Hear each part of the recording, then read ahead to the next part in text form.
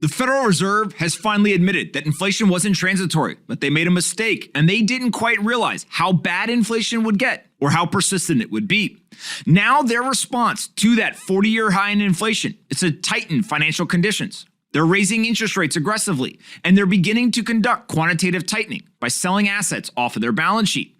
But there's a number of analysts who believe that these actions are actually only going to make the problem worse. In order to understand what this thought process is, you have to realize why the analysts believe inflation has actually occurred.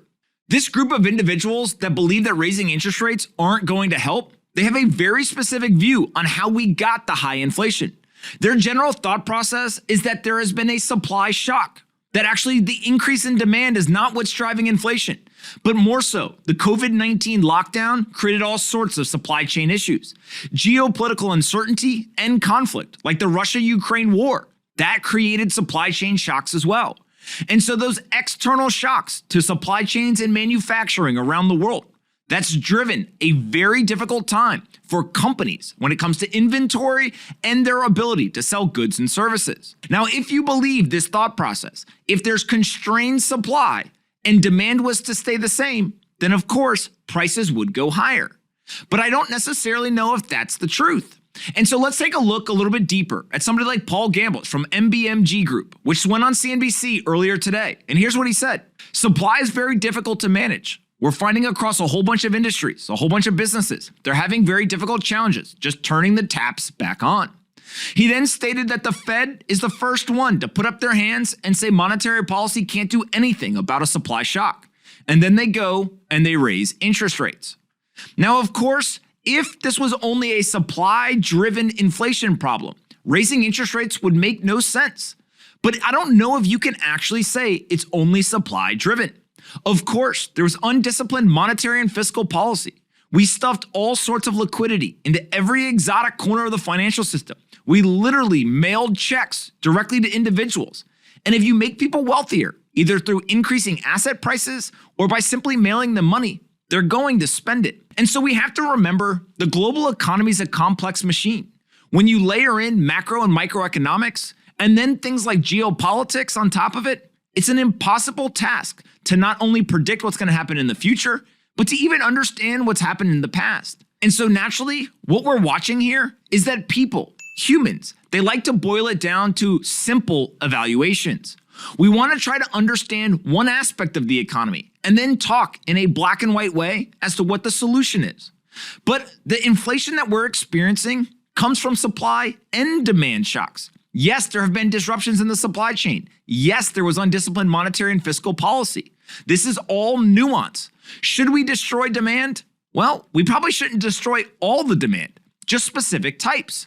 Should we tighten financial conditions?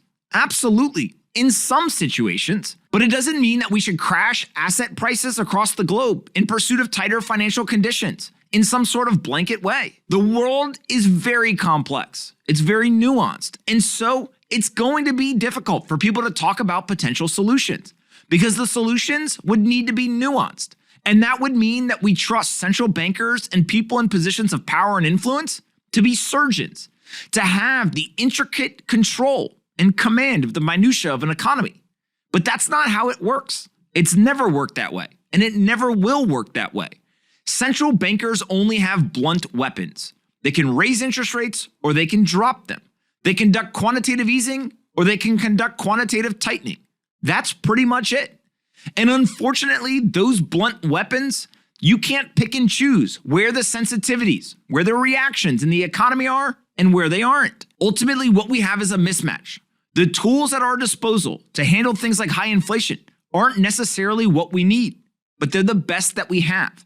And that's where you see central bankers, economists, and many others trying to figure out how do we go and look at the constraints of the tools available to us and use those to get inflation down. Now, the risk is if we get inflation down and we cause a recession, that might not be much better. If you went up to someone and you asked them, would you rather high inflation or a recession? They don't want either. And so naturally, the central bank begins to talk about a soft landing. Can we thread the needle? Can we get inflation down, but not push ourselves into a recession? I tend to think that that will be very, very difficult for anyone, including the central bankers, to do.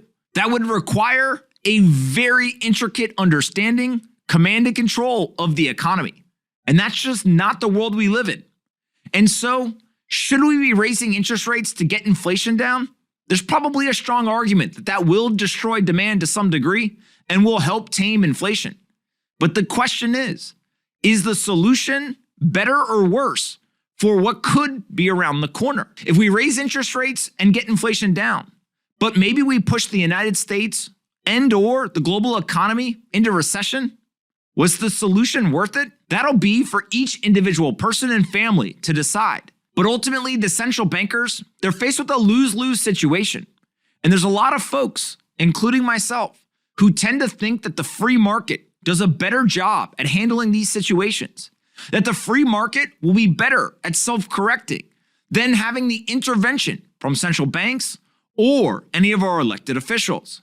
Now, that's a tough ask, is to sit by while we experience high inflation or we experience some sort of recessive period. But as we've seen time and time and time again, intervention in the markets, especially around the cost of capital and or quantitative easing and tightening, it ends up diluting all sorts of aspects of the market, like asset prices. And it ends up mitigating short-term pain at the expense of long-term problems. The high inflation we're experiencing right now is a long-term problem that is due to the short-term pain mitigation that was conducted during 2020 and the COVID crisis.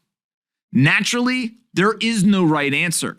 There's trade-offs in life, and there's trade-offs in monetary policy and the management of an economy.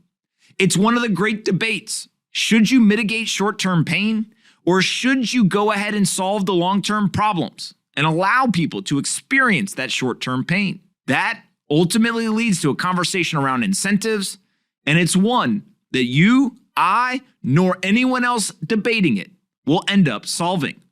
Stay alert out there. We're going into some pretty crazy times.